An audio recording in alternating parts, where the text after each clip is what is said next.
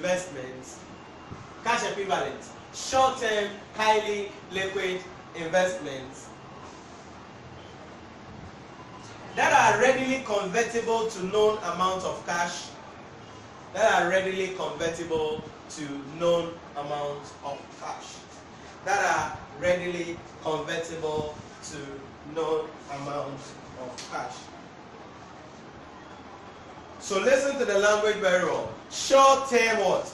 Highly liquid investment. Highly liquid. Meaning that, bam, you can sell it easily and what? You get out. That is cash equivalent. Next, cash flows. What are cash flows?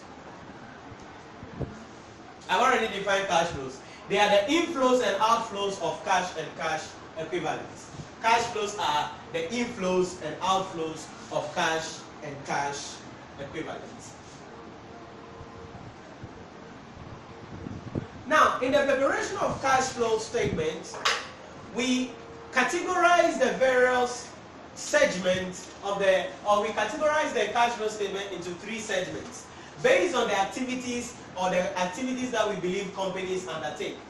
The first one is called operating activities, second investing activities, third is financing activities. So what are operating activities?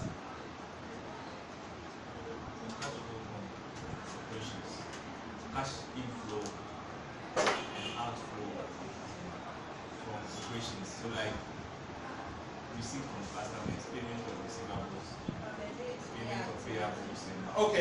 Okay. So in a nutshell, we can say that the operating activities are the principal revenue generating activities of what?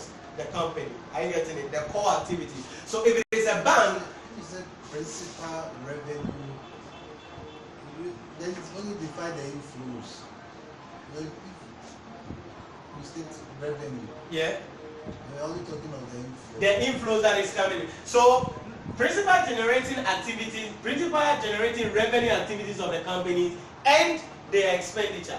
Are you getting the idea? So revenue generating activities and what? The expenditure. So what do? We are a bank. Our core activities will be what?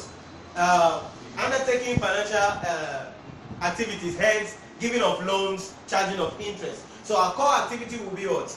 The loan. Our core revenue will be the revenue we're receiving from the interest that we charge. Then we're going to pay expenses in relation to maintenance of our operations and other things. Then we come to investing. The investing, on the other hand, relates to acquisition and disposal of assets. Okay? Acquisition and disposal of assets and investments. I said assets and investment because we're going to be acquiring a subsidiary. We're going to be investing in an associate. We're going to be acquiring financial instruments. All these things come under what we call investing activities. When we dispose of our investments also, they are captured here in relation to what? The investing activities. So these are the various activities of the company that relates to the acquisition or disposal of assets and or investments of the company. Then the last segment talks about financing activities.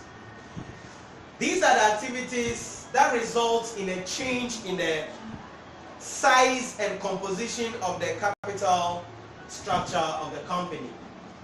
These are the activities that result to the change in the size and composition of the capital structure of the company. From the advanced FM class, you know that the capital structure of the company is what? Equity and what? Debt. So under the financing activities, we are asking how much of our capital is coming from equity and how much of our capital is coming from where? Debt. That is what the financing activities is about. Now these are core definitions that we have to take in order for us to set our mind on discussing what must be done here. Is it? Yeah, definitely, but you need to know them. Yes, you were asking a question. So when dividends receive pay, I think go to operating or financing. Nice one. Dividend dividend could be treated either in operating or in financing. Are you getting the idea? Yes, because one, we can come from the idea that dividend relates to financing shares, so it could come from here. It could also be that it's part of our activities as a company to pay dividend. So with dividend here, we have two alternatives. We can treat it here or we can treat it there. You will choose where you want to treat it. Sounds good? Yes. When let's say we are giving an example like this, where you put the items, does it have any implication? When you say where you put the item, like for instance, if it's should fall under investing activities, you're going to treat it is correct, but you treat it under maybe financing. like this dividend issue, it doesn't change anything. Let's say for instance, let's say apart from operations or something, maybe investments, then you're going to put it under operating. Does it have any? No, this is what the examiner does. Anything that the examiner knows there are alternative treatments for, then the examiner prepares 2 examination or 3 examination scheme for. If there are no options, then bend. Like investing, you can't acquire an asset and put it under financing. I don't know what to. And so when you put it there, that mean let's say it's an investment, maybe you have to deduct it or something. Yeah. But you correctly did it, but under a separate. Then you would see, because net cash flow from financing activities will be wrong, and then net cash flow from investing activities will also be wrong, but your final answer will still be correct. You will lose the ticks. Yeah. All right. So these are what you have to understand in relation to the core things there. Then the pro forma of the consolidated cash flow. Have I sent any documents to you? No. Our phones are lower. So right. Wow. So I have to put this long pro forma down for you guys. Yeah. Can you imagine that? Not at all. My son. Now, so as I mentioned earlier, when we are preparing the cash flow statement, there are certain core workings that we need to do. So before I come to the pro forma, there are core workings that we need to do, especially at this level 3 where we are doing group statement of group cash flow statements. The core workings that you're going to be doing here are the core workings you know of already. One, you know that when a business is acquired, we need to do what? Calculate goodwill. Then, no P. That same thing we'll be doing in here. 2, you know that there will be impairment test during the year. Once there is impairment test and an asset has been impaired, what happens? The business will subtract this from the profit. So what do? Impairment is a non-cash item. So what do? You have to calculate the impairment that was charged for the year and come and add it back. 3, the examiner or the company is going to charge depreciation on assets. And you know depreciation is also a non-cash item. It will reduce our profit. So what do? We need to come and add it back. You know this already from level 2. Next, you need to look at acquisition of property, plants, and equipment. Very important. So you're going to open your assets account, bring the opening balance, bring the closing balance, and then any acquisition during the year, you put it inside there. Any company that you acquire their assets, you bring it inside. Then you balance it, then you will get the acquisition or disposal.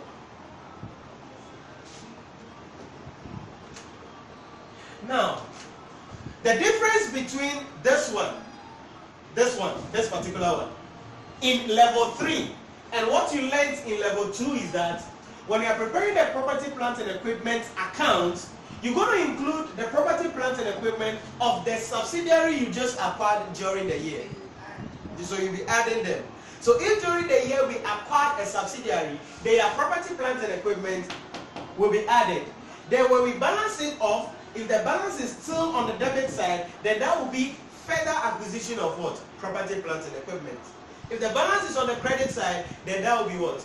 Disposals of property, plant, and equipment. So for example, the parent is 1,000, the subsidiary is 500, 1,005 opening. More like, okay, 1,005. That's what we Yeah. No, it's not opening, no. Not You're gonna, opening, but just yeah, 1,005. yeah. Okay. So that is it. So goodwill, you know how to go about it. Impairment, depreciation, property, plants, and equipment. Then the next thing you're going to be doing is in relation to income tax.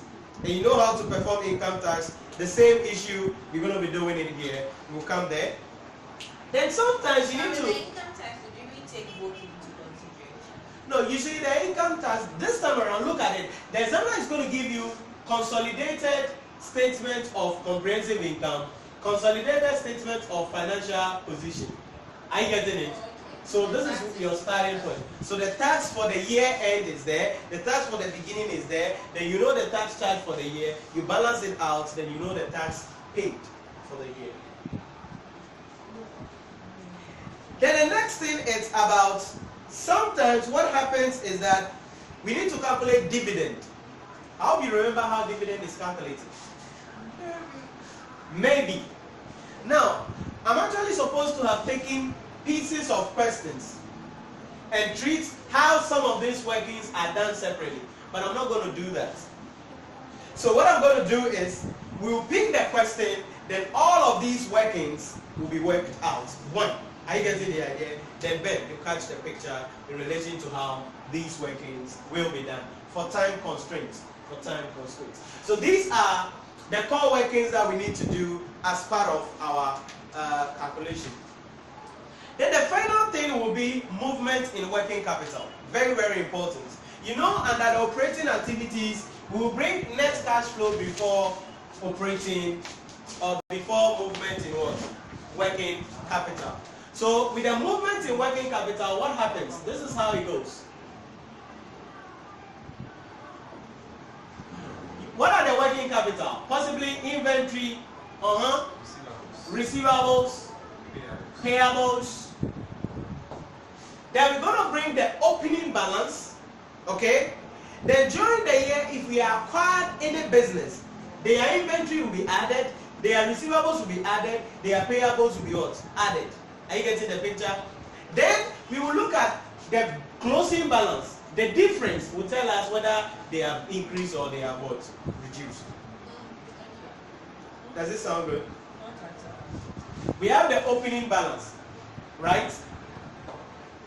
We have the closing balance. These things will be given to you, isn't it? Because you are dealing with two balance sheets. So the opening and the closing. Then on acquisition, you acquire the business. Their inventory will be added. So when you balance, the difference will give you whether it is increasing or what? Reducing. Remember, when inventories increase, what does that mean? It means money is what? Going out, so we need to subtract. When receivables increase, what does it mean? Money is what? Going out, we subtract. When payables increase, what does that mean? Money is coming in, so we add. So the reverse is true. So when inventories are reducing, it means we are selling, money is coming in. If receivables are reducing, it means people are paying us money. But if our payables is reducing, it means we are rather what? Making the payments. So this is the movement in working capital that we'll be doing, and so to determine whether there has been an increase or a decrease in each of these items as stated in the question. Right.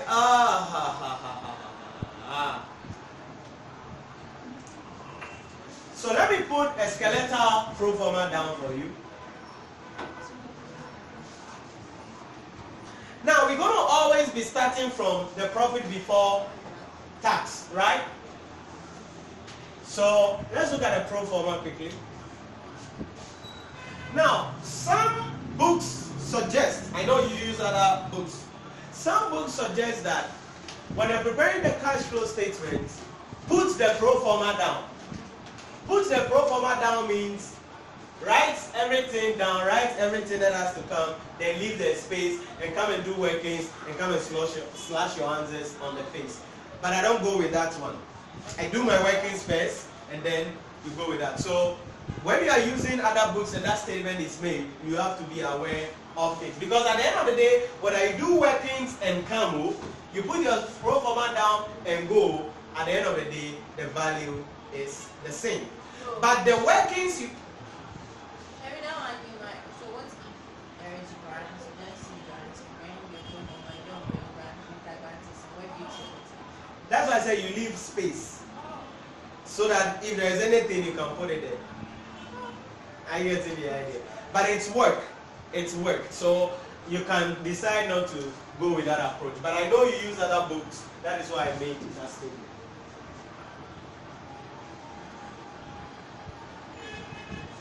Now, so with pro forma, we're going to be starting with the group profit before tax from the income statement, definitely. Once we start with that, what do we do? You know, we are dealing with two cash columns. We're going to do the necessary adjustments by bringing what? The depreciation for the year. What else? Impairment for the year. Impairment was subtracted, we add. Depreciation was subtracted, we add. If there was loss on disposal, it was subtracted, we add it back. If there was profit on disposal, it was added, we need to subtract it back. So these kind of things. Then any investment income that was received during the year was added to this figure. So what do? We need to subtract it. Are you getting it? Then you know when it comes to interest, we are going to be treating it twice, right? So you subtract it and you come and what? Add it back later on in relation to that. So some people suggest that if that is the case, why don't I bring it at all? Like you won't bring it at all. But if you don't bring it at all too, you're going to be losing a mark in relation to that. I was reading this book and I was telling me the interest, the first one is interest payout. Yeah. And the last one that we treat is interest paid. In that, there could be difference. You could get the one on the face of the sheet with the interest payable on the face. But when you do further adjustments per the notes, you realize that the interest paid will be different from the payables. I get it. That is also one side. It's a key recognition. That can be. The thing is this. Once in the income statement, we bring interest, both paid and unpaid, true or false. So outstanding interest will be added. So it is subtracted. Then, when you come and do the workings for the interest and casano, to see the cash that has actually been paid, it will be what? A different figure. Are you getting the idea? But it is not always the case. But in cash flow, the same amount is what we bring here. Not always the case. That is what you have to understand. Because what he is saying is a key thing. So if depending on the notes, they said that the loan interest is 7%, but the interest paid is what is actually, but what was paid actually is, so let's say in the income statement they charge 1,000, but they are supposed to pay, let's say, they've paid only 500. What means that 500 is not gone yet. So now when you come down, you come and subtract only what? 500. How much money you actually pay? I don't know if you get a picture. Yeah, so that is what he is saying. So what he is saying is valid. Depending on the notes, that adjustment would have to be done. Then, for instance, if we sell any subsidiary, any profit or loss on the sale of subsidiary is treated the same way that profit or loss on assets disposal is treated. So if in the question there is any profit or loss on disposal, we are going to what? Adjust it. Remember, where we are is at group statement of what? Cash flow. So any disposal of subsidiary, Ben, has to be treated here. Any disposal of investments, profit or loss on the investment. So we had an investment in associate. We sold it and we lost money. It will be treated as what? Expenses in the group income statement. But what do? We need to come and what? Add it back in relation to that. Then from there we'll bring our working capital. But remember also, let me say this. You know that associate gives you profit? When associate gives you profit, what do? We bring it to the consolidated statement of what? Income statement as an addition. When we come to cash flow, we need to subtract that in the operating activities. Are you getting it? Then when we come to investing activities, that profit will now become what? An addition. So more like the one that they said he owns 30% rate, so in the year the associates be 1,000 profits. Yeah. You take the 30%. Yeah. And you come and go your associates. Yeah. You got it? Right. We subtract and we add the next leg is 0. Is that? We subtract. You are subtracting because it was added to arriving this figure. Okay. I thought it would come after. No. Oh, We talk it. Okay, so it will be in the profit before tax. Yes, it will be in the profit before tax. So we take it out. Oh, okay. Are you getting it? So that we'll get a raw profit from operation. Because remember, Okay. operating activities, you want to get net cash flows. Then now you can come and treat it under investing activities. Then after that, we're going to bring the various issues there in relation to tax paid. We're going to do workings for that. Then we come to the investing activities. This is where we talk about purchases of assets, disposal of assets, acquisition of businesses. What? Yeah. Did you say share options? No, I said issue of shares. Issue of shares is investment, not, sorry, financing. But I'm talking about investing. They are finance. So all these things will come, and then under financing, we look at the various issues that have to be looked at. So in our of the talking, let's grab a question, and then let's see how these make sense to us. This is an ICA November 2015 question that I picked because of how the question is, and I want us to look at it. Shall I incorporate or? No, he sent me a message. He said he will be late. So this question, as I mentioned, it's an ICA question. So we want to look at it and see what we need to do in this one. The format is the same. That's almost the same. That's why you need it. Mm-hmm. Are we good? Yes. As always, I like to do workings first. So I'm going to set up my working schedule. Then when I finish with our working schedule, we can prepare the income statement. Sorry, the cash flow statement. So what is the name of the company? Scanners. I don't know how they got that name. They stole it from this. Scanners Limited. Okay. Let's sort of scan through the question and see what is really happening. The consolidated statement of financial position of Scanner Limited as at 31st December 2014 and the comparative for 2013 are shown below. Okay. Now let's try to have an idea of what is happening to the figures. When it comes to cash flow statement, you must have an idea of what is happening to the figures in the balance sheet. So let's see. Non-current asset, property, plant and equipment. What is happening there? Check 2013-2014. What is happening there?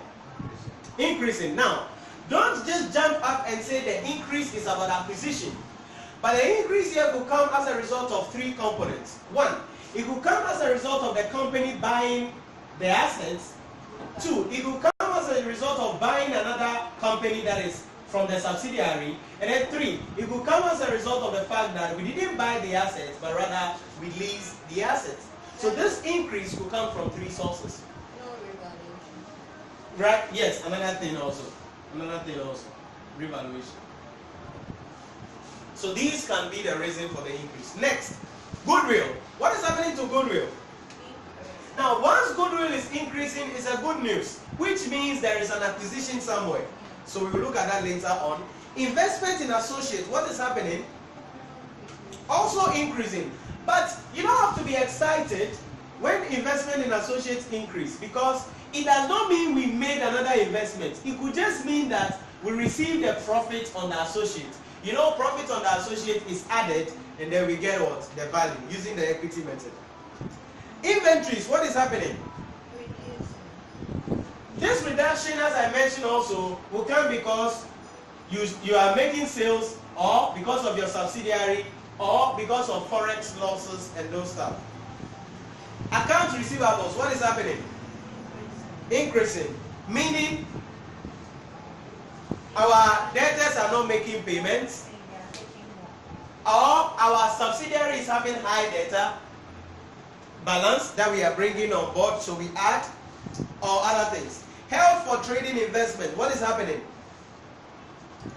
It's increasing. It could be that we've purchased some investments, or the subsidiary we acquired, they were also having what? Held for trading. Then cash and cash equivalent, no P, we will come about that. But at the end of the day, it means that when we prepare our cash flow statement, we should have a balance of what? 1,400 positive. Equity, what is happening to our ordinary shares? Increasing. Okay, that means we issued some shares about that. Retained earnings has increased. Non-controlling interest has increased. Long-term loan. What has happened to long-term loan? No, still on the face there, long-term loan. Decrease, meaning we have repaid a loan, right? Yeah. Okay. Accounts payable, what is happening? Decrease. That means possibly we've made some payments, or we made some payment, and so maybe we acquired a business as well. Income tax. There is closing, there is opening. We'll deal with the tax account in a moment. Let's come to the income statement. The income statement will give us an idea of a lot of things we need. One, the income statement gives us an idea, boom, of what we have to do. There is what we call share of what? Associate profit here. Very nice. Now, the fact that the associate has given us this profit does not mean we actually receive that money from the associate. True or false? Very important. Then, there is also income tax there for the year, which is 600 from the income statement. Then also we could see non-controlling interest there, 190. We will deal with that also in a moment. So profit before interest and tax, how much figure do we have there?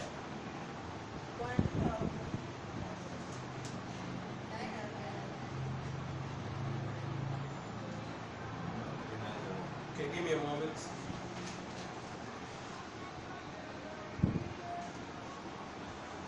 $1,390. But that is profit after tax. I'm saying profit before tax. 1,990. Okay, so that's the starting point, right? That's what we're going to start with. That's what we're going to start with. Now let's look at additional information. There were no disposals of property, plants, and equipment in the year. Depreciation charged in arriving at profit totaled 1,800,000. Good news. It means we don't have to think far about what? Depreciation. It's there for us. No P. But in this question, you realize that they didn't give us property, plants, and equipment, and then also accumulated depreciation. That means we need to prepare asset account, and this depreciation figure will be credited to the asset account. II. Scanners Limited acquired 90% of the ordinary shares of AT Limited on 1st September 2014 for a cash consideration of $460 plus the